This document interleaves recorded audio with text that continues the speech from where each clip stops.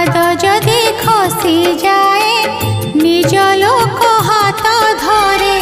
भाग्य जदि मंद हुए